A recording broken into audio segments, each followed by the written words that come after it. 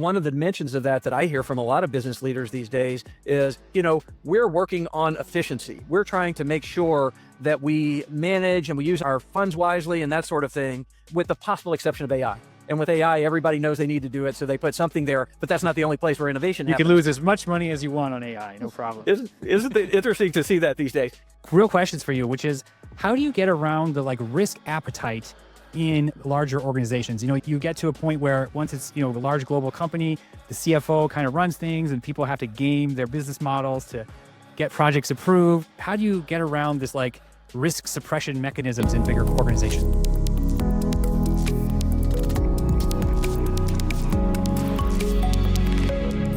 Louis, welcome to Growth Stories. So happy to have you on the show. So you are a partner at Tech CXO, and you've recently published the book, The Inside Innovator on Intrapreneurship. What is intrapreneurship? Well, first of all, thanks for having me on the show, Jean-Michel. It is just great to be here. And intrapreneurship is pretty straightforward. It is the practice of creating value through innovation and growth within a larger organization. And as simple as that is to say, there's a whole lot to it. And when it's done well, it changes the world. How do you get, because I've been in little skunkworks teams, and so I have a little bit of this, and so I have these real questions for you, which is, how do you get around the risk appetite in larger organizations? You get to a point where once it's, a large global company, the CFO kind of runs things and people have to game their business models to get projects approved. How do you get around this risk suppression mechanisms in bigger organizations? Well, many of us have found is that the larger the organization gets, the more adept it is at creating those risk suppression mechanisms, because it's essentially trying to preserve what it does. And unfortunately, that sometimes works for the current time for a while, but then it has all sorts of harmful effects. So in answer to your question, there are many ways to approach that, but one of them is pick well, because some organizations have proven that they can innovate over time, and they structurally and strategically find ways to innovate. Secondly, more of us are likely to be in organizations where it's a bit of an uphill slog to drive true innovation, either because people are too busy, they're driving for efficiency, maybe they don't, in some cases, as an organization, buy into a certain trend toward the future. There are all sorts of ways to work on that, but one of them, as simple as it is to understand the company's strategy. As I did my research for the book, when you understand the strategy and then you look for solutions to problems that align with the strategy, you're more likely to be successful. Another one is to build a strong relationship with your boss. And what I mean by that is, for example, when you're not in the room, your boss is serving as your advocate and explaining why something should be done or could be done a different way. And lastly, it is having specific recommendations that people can understand and latch onto. And once you have one or two or three of those, you build credibility and it goes from there. I love that, especially connecting to the strategy.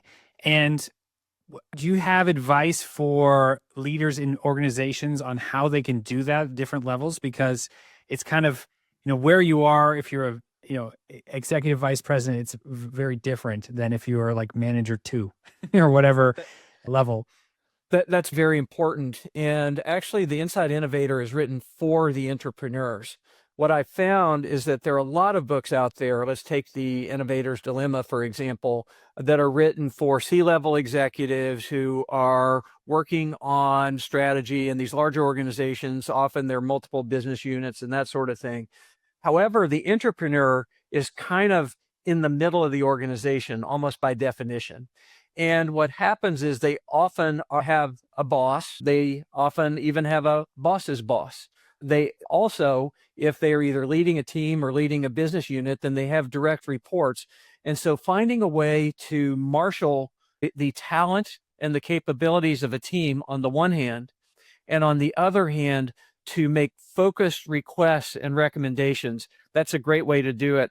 And last but not least, going back to what we discussed before, when you've already got an agreed upon operating plan, and if you build into the operating plan both provisions for innovation and budgets for experimentation, those tend to be practical mechanisms that help. I love that. Yeah, you definitely, not every business does that, and you definitely need it, because otherwise, I mean, I feel like not doing that is kind of saying, okay, we are definitely going to put no resources to learning or improving. It has to only be exactly this operation, which can't continue forever. That's the Well, problem. it really is. And, we sometimes get into sort of light switch type of thinking. We get into this idea that you either turn the light on or off. And one of the dimensions of that I hear from a lot of business leaders these days is, we're working on efficiency. We're trying to make sure that we manage and we use our funds wisely and that sort of thing, with the possible exception of AI. And with AI, everybody knows they need to do it, so they put something there, but that's not the only place where innovation You happens. can lose as much money as you want on AI, no problem. Isn't it interesting to see that these days? And so what I find, however, is that the organizations that are most consistently successful find a balance point where they understand, and most business leaders do, and product leaders do, it's important to be good stewards of resources. But anyone who isn't looking toward the future and finding ways to change, it's just a matter of time till you start to slow down and stall. Love it. And is there a certain area of focus, apart from just saying, okay, it has to be connected to the current strategy or the current initiatives for this year or next 5 years? Is there any other area that helps you understand like where you should focus? Personally, I've always thought, is this somehow connected to my locus of control? Like, I don't want to innovate for them. It has to, be something that I, experience the consequences of taking this bet. It's a very practical way to look at it and to understand where you have more influence and control. An example is when our team was at the Weather Channel and we were focused on mobile, we were highly dependent on other parts of the organization, including desktopweather.com, including the TV network, including the meteorologists. And at the same time, what we realized is that we not only could build a business unit for mobile and focused on mobile users, but also we could complement everyone else. So for example, the desktopweather.com site was stronger when people came to mobile and vice versa.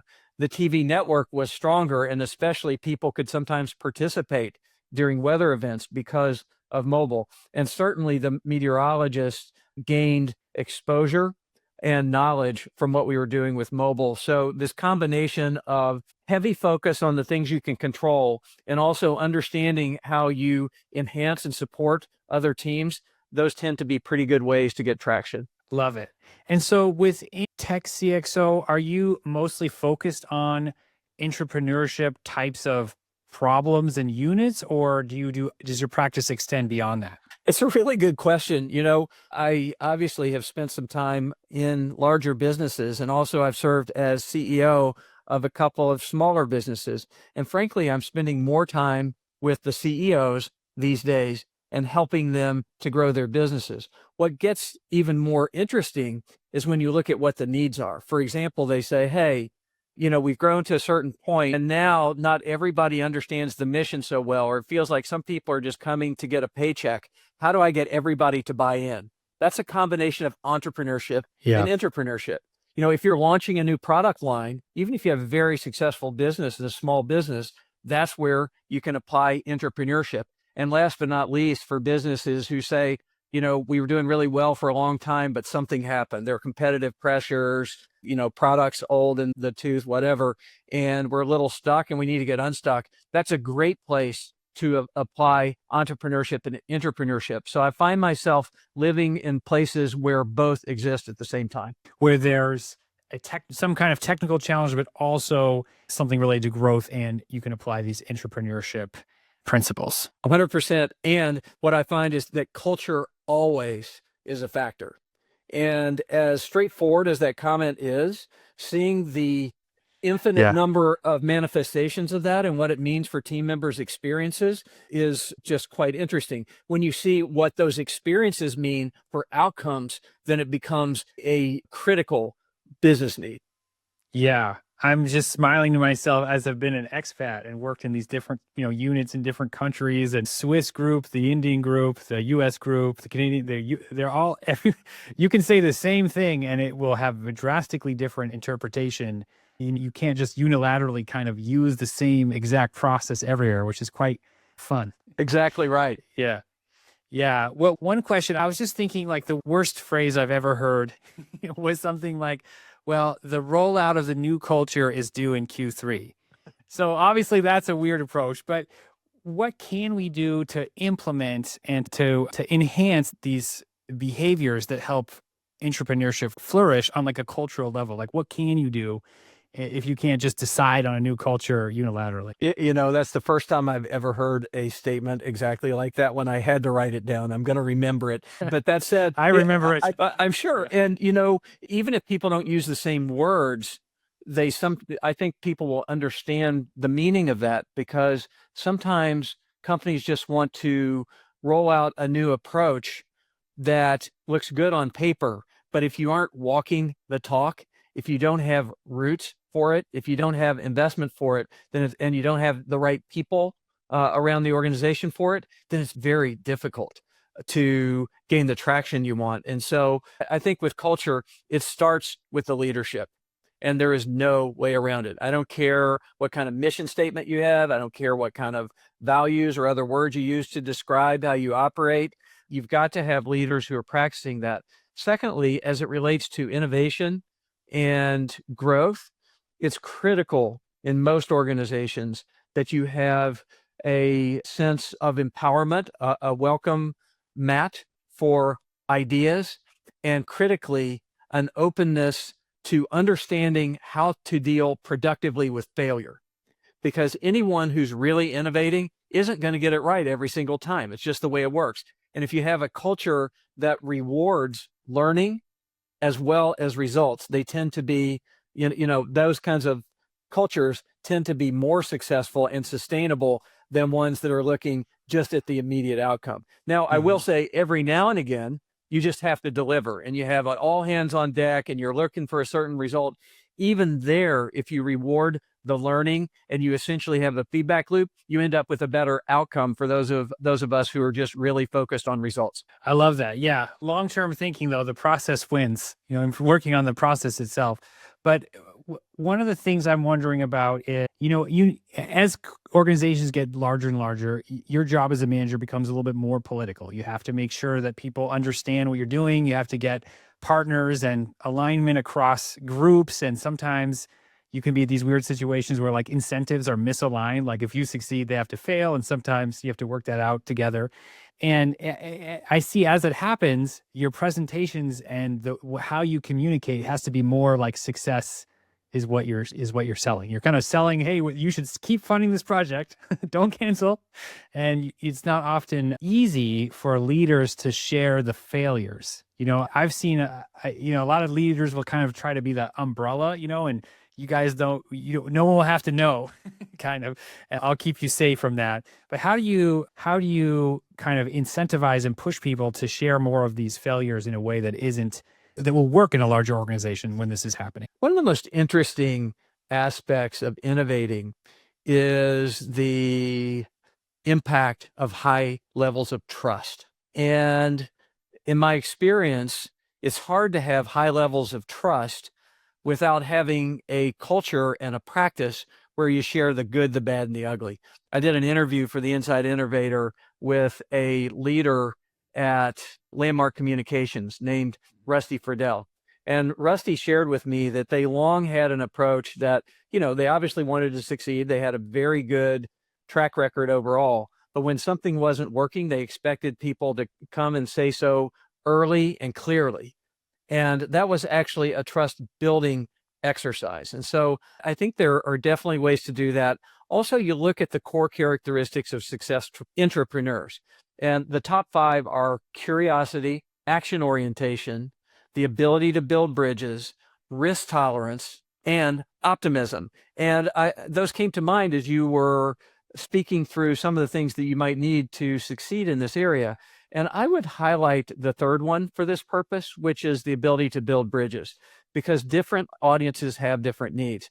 For example, someone who on a product team who's really trying to create change, they may want to understand what the vision is for making an impact. On the other hand, and with apologies for stereotypes, if you have someone who's more financially driven and trying to understand, okay, what's the top line and how much is this going to cost, then you speak to how this is a responsible use of company resources. And for someone who is heavily customer oriented in a range of roles, you can talk about how this results in happier customers, customer acquisition, retention, net promoter score levels, that sort of thing. Yeah.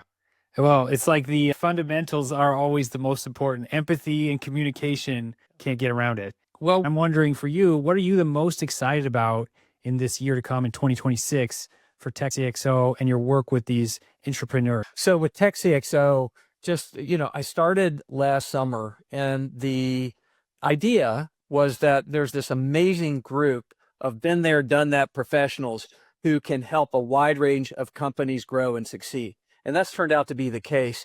What has happened for me, though, is I've just been kind of blown away by the range of talent. On the one hand, you can have somebody who has helped 7 startups, have a liquidity event. On the other hand, you can have somebody who was the former CFO of the New York Yankees, and you can just go down the list. And so we have this essentially world-class group of team members who can help people succeed in their own ventures. I perceive that there's a lot of growth opportunity this year. I perceive that AI is going to go from test and demo phase to more applications. And I think we're going to see a lot of people building businesses that benefit their customers. And so at some sort of broad level, I'm eager to see how we can support not just the C-level executives, but entire teams to realize their visions. Love it. Well, thank you so much, Louis. You're very welcome. It is my pleasure. Thanks for having me. Likewise.